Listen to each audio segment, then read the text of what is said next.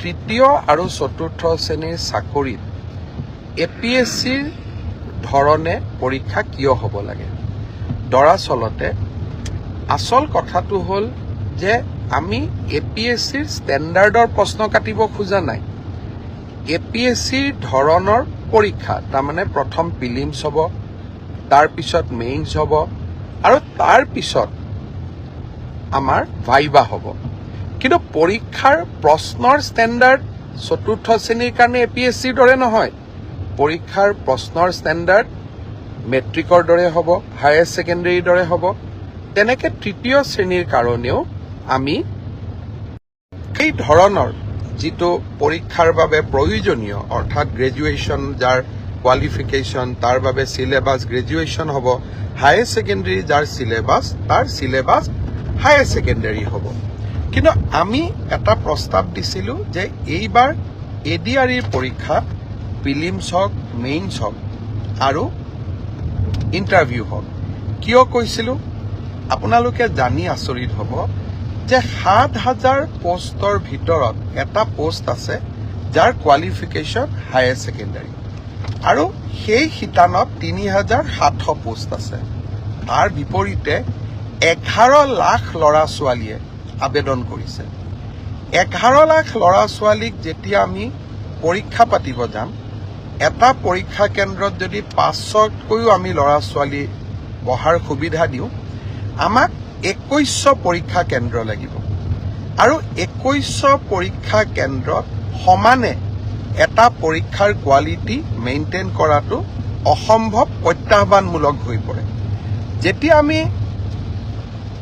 2100 পৰীক্ষা কেন্দ্ৰত আমি পৰীক্ষা পাতিম, ক'ৰবাত ইনভেজিলেটৰজন ইমান ভাল কোৱালিটিৰ নহ'ব পাৰে, ক'ৰবাত লিকেজ থাকিব পাৰে, ক'ৰবাত চাকৰিত ইজনে সিজনক সহায় কৰাৰো অভিযোগ থাকিব।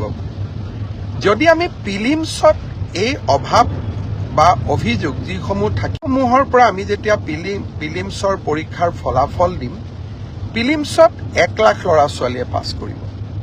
আৰু ১ লাখ ল'ৰা ছোৱালীক আমি যেতিয়া মেইনছ পৰীক্ষা পাতিম, তেতিয়া তাত পৰীক্ষাৰ কোৱালিটিটো আমি খুব সূক্ষ্মভাৱে মেইনটেইন কৰিব পাৰিম। অৰ্থাৎ শেষলৈ গৈ যোনে চাকৰি পাব, তাত কোনো ধৰণে কোনো কেণ্ডিডেটে কম্প্ৰমাইজ কৰি চাকৰি পোৱাৰ সুবিধা নাথাকে। সেইকাৰণে UPSCৰ পৰীক্ষাই হওক, APSCৰ পৰীক্ষাই হওক, তিনিটা তৰপত পৰীক্ষা পাতে। পৰীক্ষাৰ প্ৰশ্ন কাকতবোৰ APSC UPSCৰ দৰে নহয়। দুজন মানে কৈ আছে চতুৰ্থ শ্ৰেণীৰ কাৰণে APSCৰ দৰে পৰীক্ষা কিয় হ'ব লাগে? চতুৰ্থ শ্ৰেণীৰ ইণ্টাৰভিউত APRজনে ক্লাছ 10ৰ ষ্টেণ্ডাৰ্ডে পৰীক্ষাৰ প্ৰশ্নৰ উত্তৰ দিব। কিন্তু প্ৰিলিমছ আৰু মেইনছৰ মাজেদি যেতিয়া সৰকি আহিব, তেতিয়া চাকৰি যোগ্যজনে পাব। মোৰ এটাই লক্ষ্য আছিলে যে চাকৰি যাতে যোগ্যজনক বাদ দি আন কোনোৱেও নাপায়। কাৰণ চৰকাৰী চাকৰি যোগ্যতাৰ আধাৰত হ'লে আমাৰ ছাত্ৰ ছাত্ৰীসকলৰ শিক্ষা ব্যৱস্থাৰ ওপৰত আস্থা উভতি আহে। যোৱাবাৰ আমাৰ এটা পৰীক্ষাত কেণ্ডিডেট আছিল ৬ লাখ। এইবাৰ এটা পৰীক্ষাত হ'ব আমাৰ কেণ্ডিডেট ১১ লাখ। প্ৰিলিমছ মেইনছৰ মাজেদি আমি আহিলে আমাৰ বহুখিনি চেক এণ্ড বেলেঞ্চ আমি কৰিব পাৰিলোহেঁতেন। কিন্তু যি নহওক, মই বিশ্বাস কৰোঁ যে চৰকাৰৰ সিদ্ধান্ত যিমান হওক, আমি বিতৰ্কৰ ঊৰ্ধত ৰাখিব লাগে। দুই এজন ৰাজনৈতিক দলেই হওক বা আমাক বেয়া পোৱা দুই এজন ব্যক্তিয়ে হওক, চৰকাৰৰ প্ৰতিটো কথাতে তেওঁলোকে বিতৰ্ক হোৱাটো বিচাৰে। আৰু বিতৰ্কৰ পৰা তেওঁলোকৰ যে কিবা লাভ হয় এনেকুৱা নহয়। যেন বিতৰ্ক কৰি চৰকাৰখনৰ ভাল প্ৰচেষ্টাসমূহকো তেওঁলোকে যাতে ক'ৰবাত নিগেটিভিটিলৈকে ৰূপান্তৰ কৰিব পাৰে। সেইবাবে ময়ো সাৱধানে থাকিব খুজিছোঁ। এইবাৰ আমি প্ৰিলিমিনাৰী পৰীক্ষা নাপাতোঁ। মেইনছ আৰু ভাইবা ভচিৰ মাজেদিয়ে আমি পৰীক্ষাৰ ৰিজাল্ট দিম।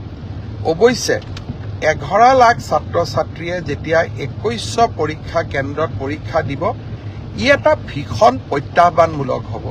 কেনেকৈ পৰীক্ষা পাতিব পাৰিম, ২১০০ স্কুল কলেজ, ই এটা ডাঙৰ প্ৰত্যাহ্বান হ'ব। চৰকাৰী বিষয়াসকলে এই বিষয়ে আলাপ আলোচনা আৰম্ভ কৰিছে। ৰাইজৰো সহযোগিতা লাগিব। কি ধৰণে পৰীক্ষা বিষয়টো বিতৰ্কৰ ওপৰত ৰাখিবৰ কাৰণে ৰাইজৰো আমি সহায় ল'ব পাৰোঁ তাৰ বিষয়ে আমি চিন্তা চৰ্চা কৰিছোঁ। সময়ত আমি আপোনালোকক ক'ম। 3 অক্টোবৰৰ পৰা পুলিচৰ ইণ্টাৰভিউ আৰম্ভ হ'ব।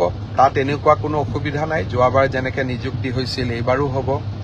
আৰু শিক্ষকৰ নিযুক্তিৰ ক্ষেত্ৰতো আমি ইতিমধ্যে ব্যৱস্থা আৰম্ভ কৰিছোঁ আৰু ইয়াতো বহুত বেছি বিতৰ্কৰ অৱকাশ নাই। আৰু এইবিলাকত নিশ্চিত কোৱালিফিকেশ্যন লাগে কাৰণে কেণ্ডিডেটৰ